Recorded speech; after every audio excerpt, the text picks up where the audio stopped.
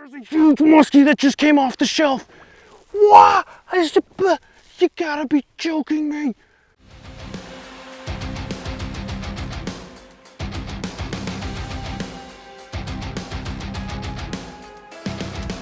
What's going on, everybody? Gunnar here. Welcome to the channel. Today we have a rod review. This is the Chippewa River custom rod Predator. Now, if your eyeballs are working, you'll see I got 3 fly rods. So we got a boatload to go over. And what I want you to kind of keep in mind as we go about this, the Predator stick. What makes a Predator stick perfect? You're kind of looking for a very unique rod taper with a component layout that's perfectly suited for that application.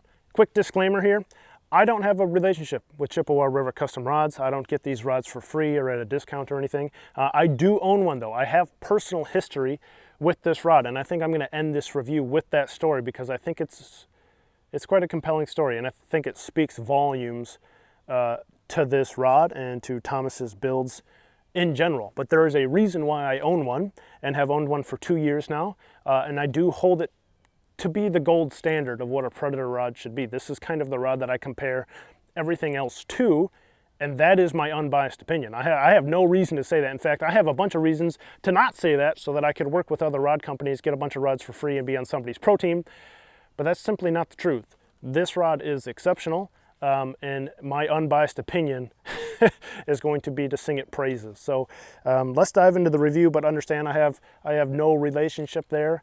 These are my honest thoughts about what Thomas has done with these 3 different blanks in this component layout. Let's do it. Now, this rod review is also a giveaway. Make sure to leave a like and a comment below to be entered. I am going to ask that it is US only this time, and you'll have your pick of either the 2-piece or the 4-piece to take home in about a week. So let's check out our handle design. It's very reminiscent of the TFO Big Fly, which I praised as being streamer perfection. I loved that handle layout. You can see we have a full wells with a 5-inch extension. We have 2 different materials going on. We have what is called a wind grip. It's basically what you would have on a golf club. It's a synthetic grip, slight tacky feeling to it.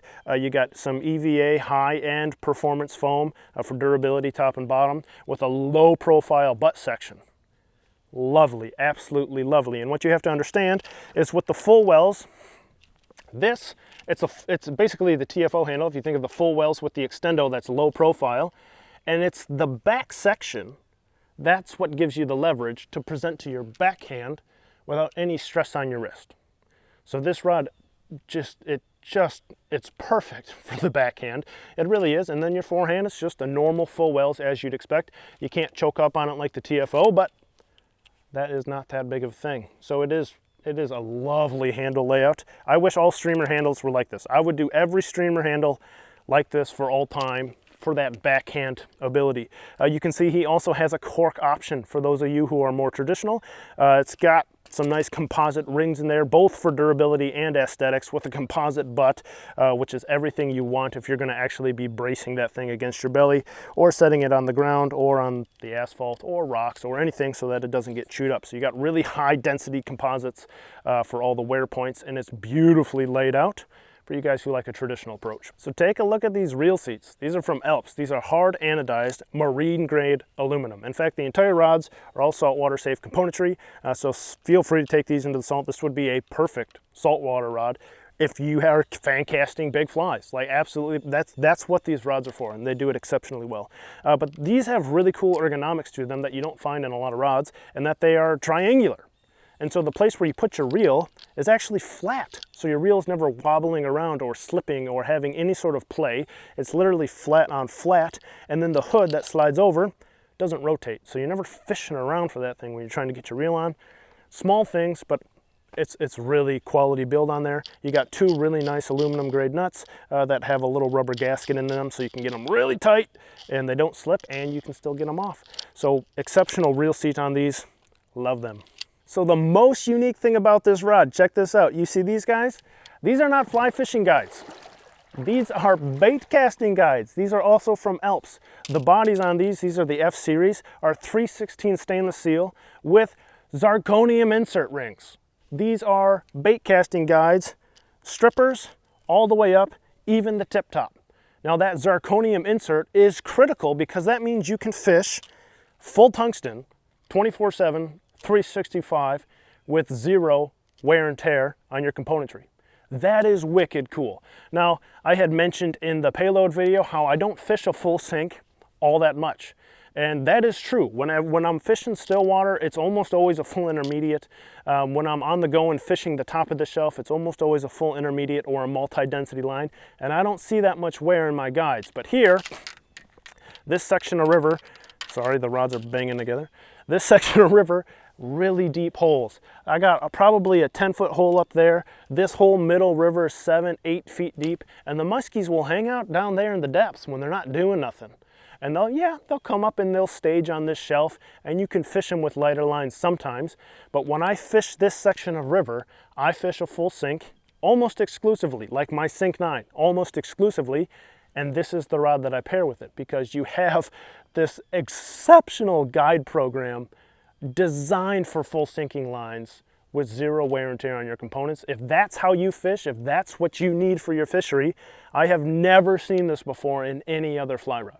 What we're going to do is we're going to start with this is my personal rod. This is the 8-foot 10-inch one piece in a 10 weight.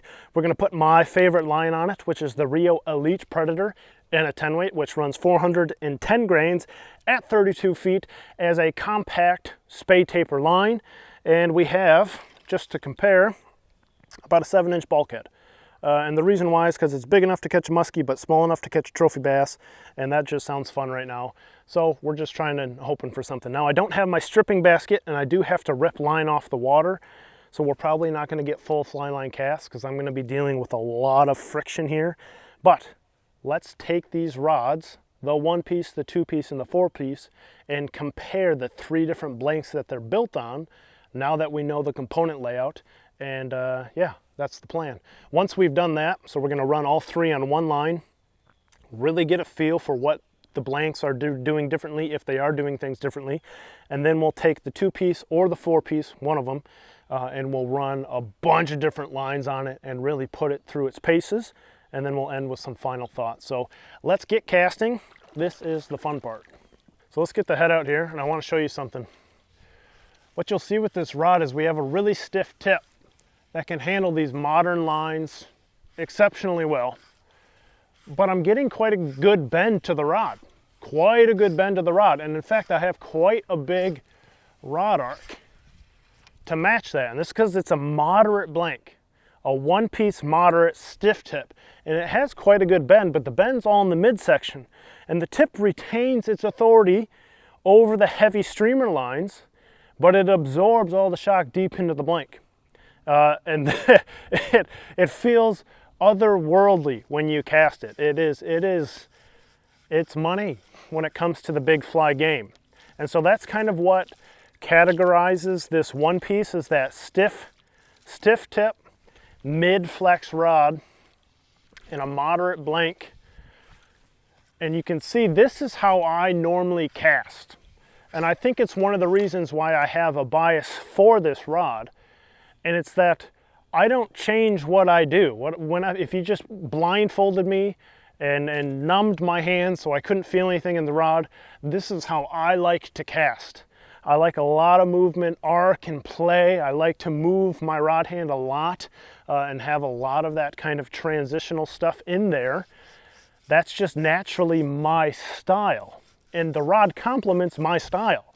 And so I don't have to think when I'm casting the rod. There's a lot of rods that I like that are faster, that are more tip driven, that I like the aesthetics of, or I just think they're a cool rod to play with. But I have to think when I cast that rod. This rod I don't have to think about. It does what I do, and it matches my casting style with its own arc. And so it makes it so fun for me to fish because I can almost just like turn it off in my head and let the rod do what the rod's going to do and let me do what I'm going to do, and the two just kind of match up together. It's really quite enjoyable for me. So that's the 8-foot 10-inch 1-piece.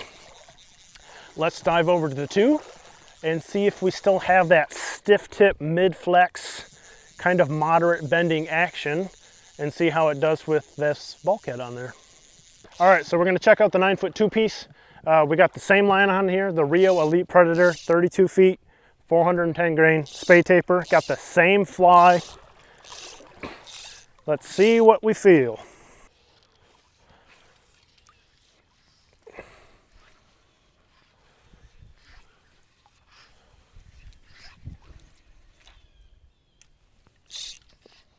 I think the tip on the two-piece, a little bit lighter. It's still a stiff tip rod. It's still handling it just fine. I actually almost like it a little better. I can get a little more speed out of it. So if you think about the quickness of the tip, on a stiff rod, the tip's not going very fast because it doesn't have a lot of bend to it. And so what happens is as rods get faster, you can get the tip to move and recover faster as long as the tip is stiff enough that it can recover against the weight of the line. And then your line speed will be the speed of the rod tip. That's the maximum speed your line can achieve, is the maximum speed of the rod tip. So a faster rod can impart higher line speed because the tip has more play in it.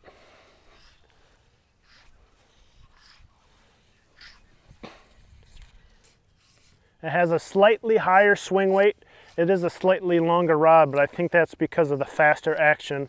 Instead of bending more in the middle, putting kind of the leverage closer to your hand, it's bending more at the tip, which is farther away. It has a little bit more swing weight to it,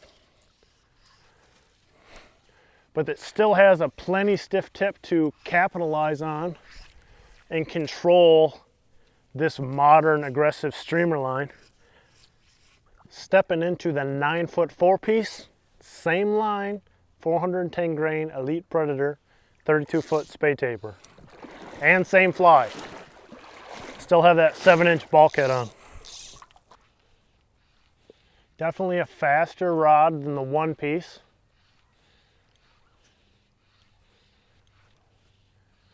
Seems maybe about the same as the 2-piece, or similar enough, but a little bit smoother.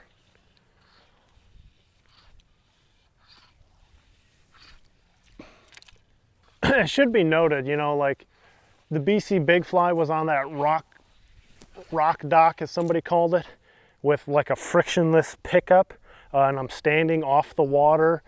You know, the payload, I'm in the water, but I have my stripping basket and I'm on a shallow bar with nothing behind me. Here I'm almost knee deep and I have a pile of rocks over there and I don't have my stripping basket. It's like the worst case Ontario for trying to get some line out, but at least you can see the bend, right? That's what I want to really show you, because these are still, you know, about a 40-foot carry, about a 65-foot cast, 70-foot cast. Is it exceptional? No, but I have a lot of stuff going on working against me, and you can really see that rod taper track and throw, hopefully against the background, especially with the sun kind of on me. These rods, the 2-piece and the 4-piece, a little bit faster. They're slightly different from each other. The 4-piece feels a little bit smoother overall, almost like that. It's a more tip-driven rod, but it bleeds into the butt more effortlessly. And I can throw a really nice tight bullet to it. It doesn't quite match my style as good as the 1-piece, but man, it's not a big change of thought to really dial it in to my casting stroke. So in comparison, they all have this stiff tip kind of requirement to handle modern streamer lines without buckling, to stay in control of them, to have accuracy, to be able to recover under the load and stress of a short compact line. They all have that characteristic. The 1-piece, more moderate in action. You can see a much deeper bend farther down into the blank, like a mid-flex rod, and that fits me. That's a casting style. And oh man, I love that for that reason. Now it's also kind of the most intimate as far as what you feel, because the 1-piece, obviously there's no loss of information. It's a more pure system. Everything you put into it, you get out of it. So it's really cool in that regard. The 2-piece and the 4-piece, both are faster in action. You can see the tips in the slow-mo. They're more tip-driven, less in the mid-flex, but that also allows you to achieve higher line speeds. The faster that tip moves, right, a really fast tip is going to be able to throw line much faster. but it requires you to change your style a little bit so that your arc, how much travel that the rod has in its rotation, has to match the bend. So that the one piece, the 8-foot 10-inch, I can turn my brain off because I have a very long open stroke. That's how I like to cast. And the moderate action fits that really well. So for me, it's a really fun rod to cast. I still love and got fantastic performance out of the 2 and the 4, but I have to turn my brain on for just a second, and I have to remind myself slightly tighter arc because I'm getting less bend. It's all happening in the tip, so I have to match that, and I have to get a more positive stop, in which case I can throw a 70-foot bullet, even ripping line off the water every single time. I did find the 4-piece to be a little bit smoother, which I thought was interesting. You'd think one ferrule or one joint would be a more simple system, but I found the 4-piece to be a little bit smoother. It's probably a compliment to the blank and how the tip is bleeding into the midsection for no shock. So this is the one. Now I do have some bad news for you guys. Maybe not bad, but sad if you haven't taken advantage of it yet. But the 1-piece is being discontinued. There's issues in the manufacturing and getting product. Obviously, I don't know the full story, but it is something that is not going to be in existence. And so this 2-piece and 4-piece, that's what we're going to kind of focus on for the rest of the video as we go and run lines through it. For all of you who already have the 1-piece, man, those things are going to be like collector's items of perfection 10 years down the road. But for everybody else, 4-piece and 2-piece, let's take a bunch of lines, and I'm going to stick with the 4 for right now because we just compared the 2. They're both faster, very similar style. This one's just a tad smoother, and I think most people will gravitate towards the 4-piece because that's what dominates the industry for travel, for being able to take a rod anywhere and put it in a case. You can find cases and socks for 4-piece, no problem, and travel with it. So let's stick with the 4, which I did like just a tad better. And we'll run it through like 3 different lines and get you some slow-mo of how that tip is tracking, behaving, and see if we can't dredge up a muskie. We missed the moon phase already, but let's try. For my own sanity, we are switching up to an extended body bucktail deceiver just because I need to switch flies. I can't fish the same thing for that long. Now we're going to intentionally underline it with a 9-weight line. Now it's the same taper, same line. It's the Elite Predator from Rio in a 9-weight at 370 grains at 34 feet. So slightly longer, but slightly lighter. 370, I would consider that light.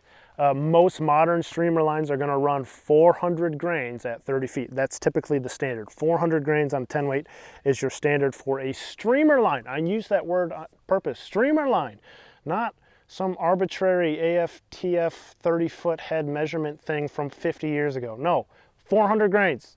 That's the standard. So a 370 is 30 under. Let's see how it does underlined. All right, 370 coming at you.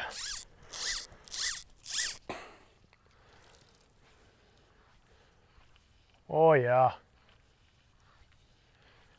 Oh, that feels good there, eh? Really responsive.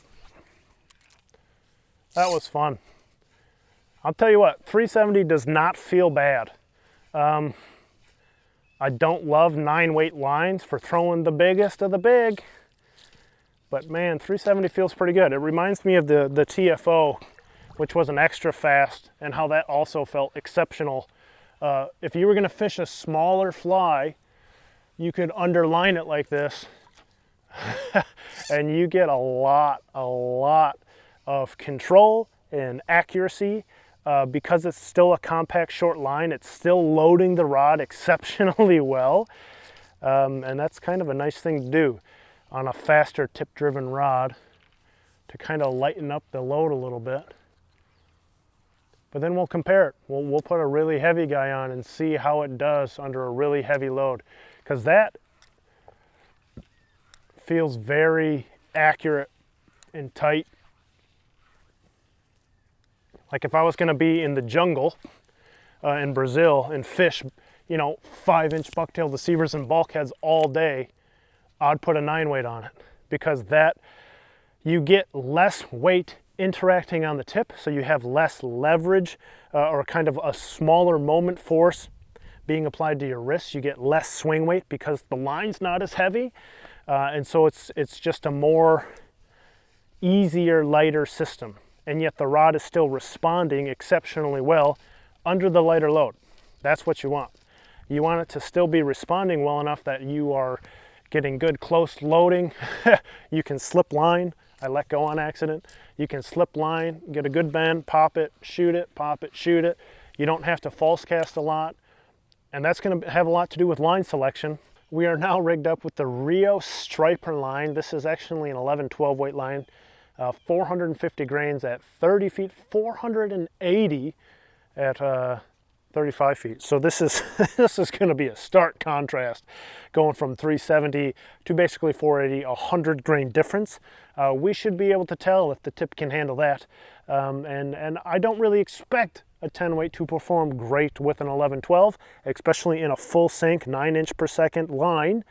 But I actually don't have a full sink in a 10 weight, and I really need to get one. This is actually the line that I use when I need to dredge. So I need to find a Rio striper full sink in the 10 weight class. But what we're gonna do is get out here. I'm gonna wade out as far as I can and see if we can't bring up a monster from the depths here with 480 grains.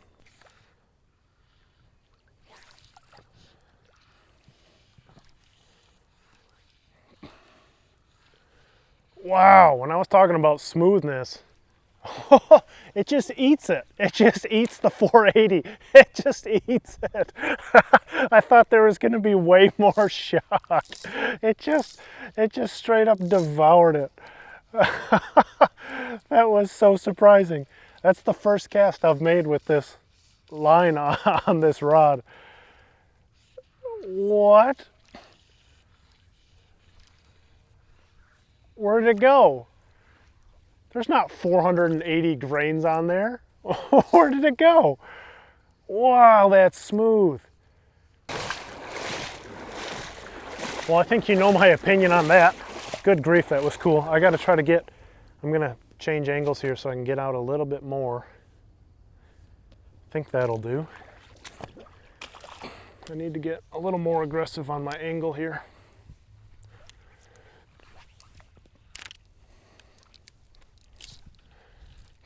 Right now I'm really wishing I had this Rio striper in a 10 weight. Because even though it can handle that 480, it kind of just like ate it into the blank. I was kind of blown away, if you couldn't tell by my reaction. But I think a 425 or something would still be more appropriate. And of course we got a pretty small fly on there. So there you have it. There's a 410, a 370, a 480. We just jumped all over the place. Very responsive and accurate with a 9 weight line. Something you could do for smaller flies if you were going to blind cast all day. Of course, it pairs excellently with the 410 Elite Predator in a 10 weight. And then we just like tried to do too much and it just ate it. It literally just ate it right down into the blank, very smooth. And kind of matched my casting my normal kind of casting style, being overlined. I wouldn't necessarily recommend that. I'd line it with the 10 personally, but I don't have a full sink in a 10. So that's what we got going on. I'm going to put back on the 410, and that way I don't snag up and lose any big flies. And let's chuck some musky meat. Let's throw some biggins and see how it does.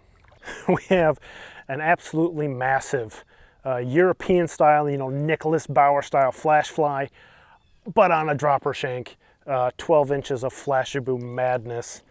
No idea how it's going to cast. Let's figure it out.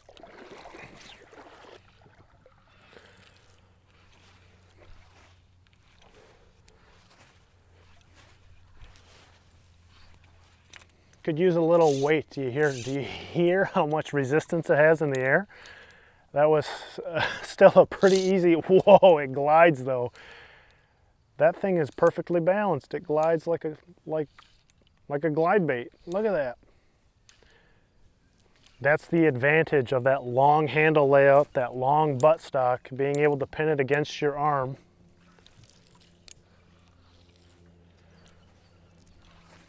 the smoothness of the rod.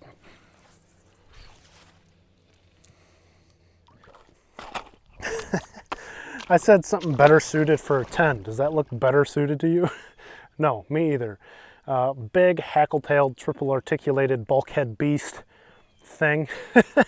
Let's see how it does here.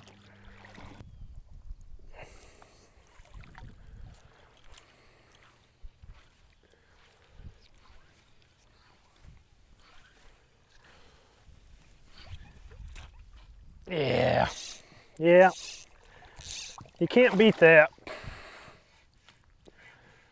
It swims, it casts, it wiggles. Oh, if only we had a muskie to put it in front of. I don't think he could say no.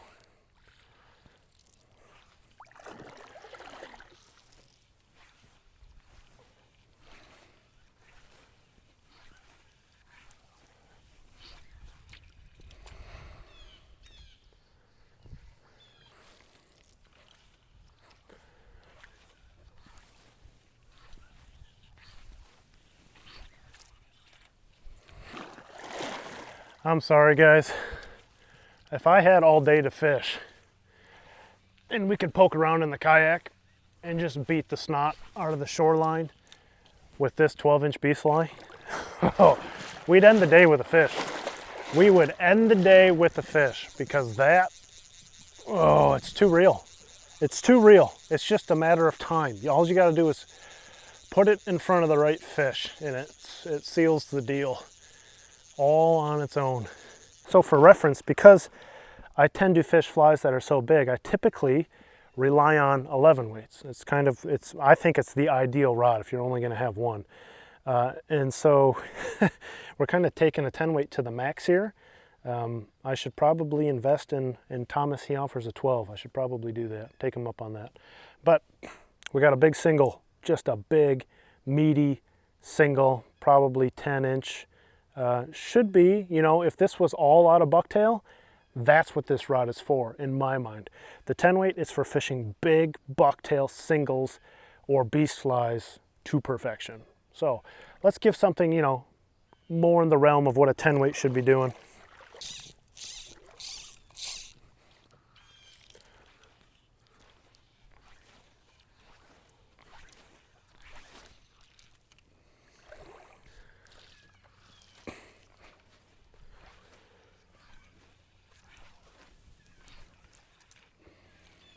So that's all I got for you guys. That is the Chippewa River Predator Stick. The components, the different blanks, the one piece which is now discontinued, but the 2 and the 4, both absolutely exceptional rods. If you own and fish a full sinking line, I think you have to. I don't know if you can come up with a good excuse not to have one of these. They eat the sinking line like it's nothing. They throw it a mile. This one was overlined. It was like, whatever, boom. And there's no wear and tear. The guide components, bait casting guide components, zirconium insert, Alps guides and strippers. Just fantastic. Love the rod. I mean, I'm going to finish with the story of how I came upon this, but I might tell you that while I'm hanging out in the kayak. Maybe we'll fish, you know, and bang the bank here for a little bit while I tell my story. And if you ever tried fishing musky flies while sitting down in the kayak, it sucks. But that's what we'll do.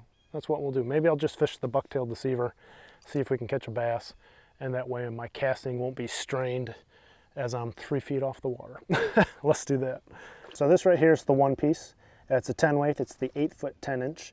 This is the one that's discontinued.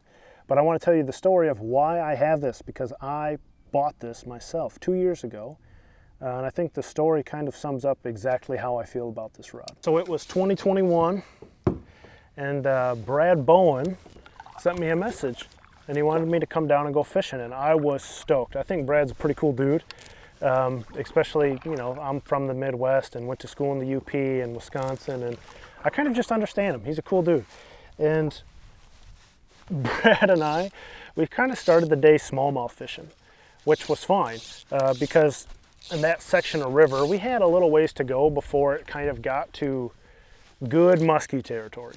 And so we were just starting out, hanging out, smallmouth fishing, and I was fishing a 7-weight. And I'm not gonna lie, I was getting my butt kicked. The fish were not on it. There was a huge Ergonomics hatch. You could see their white casings and shucks all over the rocks every which way. They were not having it. They were not on the bait fish. There's a big bass. I just missed a big, it's a muskie. It's a muskie. Oh, it's a muskie. What am I doing? I'm telling a story. You gotta be kidding me. There's a huge muskie that just came off the shelf. What? You gotta be joking me.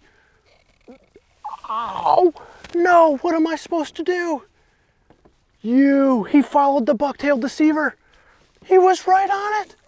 He nipped it. I thought it was a bass. Oh, man. I have been fishing for 30 seconds and it's not even serious fishing. No. He came right off the shelf. We've been fishing on that shelf all day. He was like an extra 40 feet downstream. That's where he was, on that shelf. We're just fishing this. Oh, you gotta be kidding me.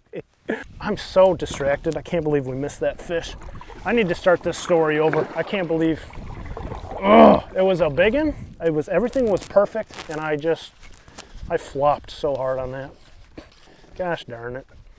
Okay, so this is what's going on. I'm fishing with Brad, right? And we start the day smallmouth fishing. We're not really in a good muskie spot yet. The river's gonna change a bunch and turn into basically a series of riffle pool. And so the muskies get stacked up. Really easy to kind of figure out where they are and target them. And so we're starting with smallmouth, and I'm fishing a new 7-weight with a new line, and it is not really doing what I want. It's not tracking true. I'm not really sure if it's the rod or the line. I felt like there was a disconnect in what the tip was doing. It's like I couldn't hit where I want. The last 10 feet of every cast I made sucked. And Brad he's just letting me do my thing. And we can tell the smallmouth aren't on it. Like, we should have caught 5 or 6 fish by now. They're obviously not interested in playing ball. So he looks at me and he's like, "You want to throw topwater?"